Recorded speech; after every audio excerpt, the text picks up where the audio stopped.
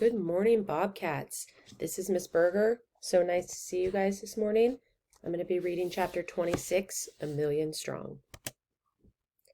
Intelligence. What is it? This isn't a trick question. Or maybe it is.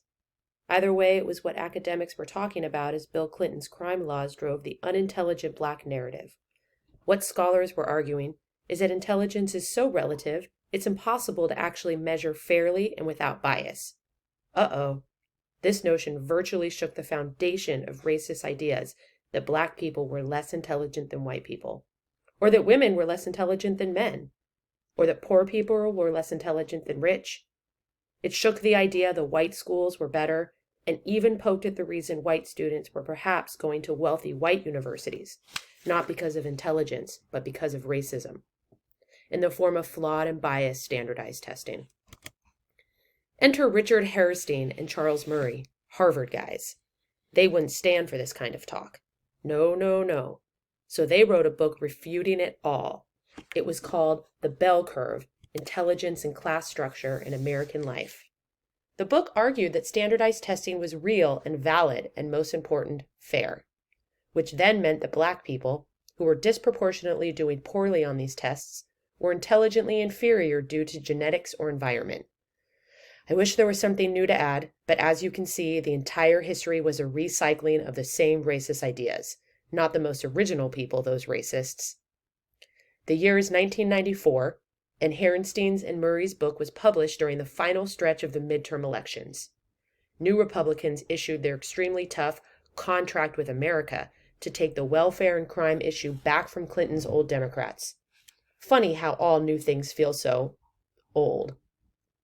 Charles Murray jumped on board and started to rally voters and campaign for the Republicans by encouraging and rationalizing the anti-welfare bill called the Personal Responsibility and Work Opportunity Reconciliation Act. Personal responsibility. This was another one of those get-overs. The mandate was simple enough. Black people, especially poor black people, needed to take, quote, personal responsibility for their economic situation and for racial disparities, and stop blaming racism for their problems, and depending upon the government to fix them. It convinced a new generation of Americans that irresponsible black people, not racism, caused the racial inequities. It sold the lie that racism has had no effect, so black people should just stop crying about it. It became a game of one-ups. The Democrats were tough on crime and welfare. The Republicans got tougher. Then the Democrats got tougher. Then the Republicans got tougher. So tough that they tried once more to get Angela Davis fired after University of California, Santa Cruz's faculty awarded her the prestigious President's Chair professorship in January 1995.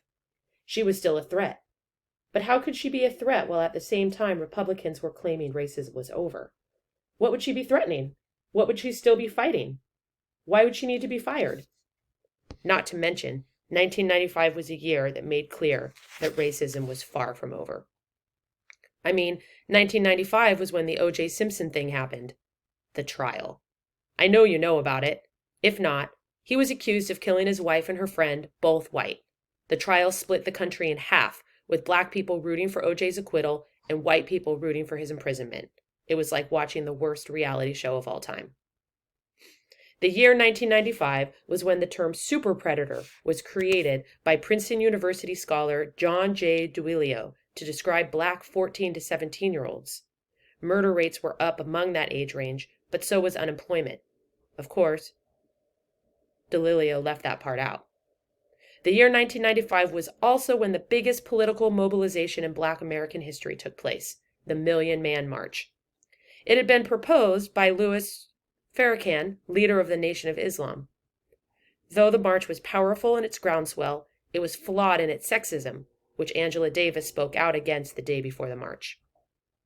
The year 1995 was when activists would come together to defend the world's most famous black male political prisoner, Mumia Abu-Jamal. He had been convicted of killing a white police officer in Philadelphia in 1982, though he claims innocence. A book of his commentaries was published that year, live from death row.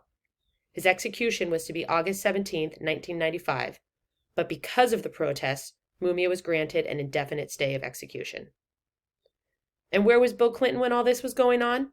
Not at the Million Man March, that's for sure. He was in Texas, pleading to evangelicals for racial healing. Instead of listening to the people dealing with it, he went to beg people not dealing with it to ask God to fix it. And of course, it slipped into pray God fixes black people. Even though a year later, affirmative action was banned in California, making the playing field, especially as it pertained to higher education, more lopsided. The percentage of African Americans at University of California campuses began to decline, and the push for the end of affirmative action would spread, all under Bill Clinton's watch. A year later, in June 1997, Clinton gave a commencement address at Angela Davis's alma mater, UC San Diego. It was as if he'd suddenly seen the light, the irony, and pledged to lead, quote, the American people in a great and unprecedented conversation on race. Racial reformers applauded him, and black women had something to say. A nudge, to get the conversation started. And when I say black women, what I mean is 1 million of them. On October 25th, 1997, in Philadelphia, 1 million black women gathered to have their voices heard. Congresswoman Maxine Waters, Sister Souljah, Winnie Mandela, Atala, and Alicia Shabazz, daughters of Malcolm X, and Dorothy Height all spoke. But so did white men, not at the march but in the media. And what they argued in response to Clinton's statements was the way to fix racism was to stop focusing on it. Wrong. But that's what they said. And that sentiment set the tone for what would become, quote, colorblindness. Pause. Take a breath. How many of you know the I have a black friend person who then follows that statement with this one, but I don't see color? Yeah, unpause. This colorblind rhetoric seemed to have its intended effect. Segregationists and assimilationists started favoring the colorblind product nearly a century after the Supreme Court had ruled in favor of separate but equal. And it had the same effect. Lip service. The millennium was coming, and people still couldn't fathom equality because of color. But they used the new multicultural paintbrush to paint over a racist stain, and a single coat wouldn't do.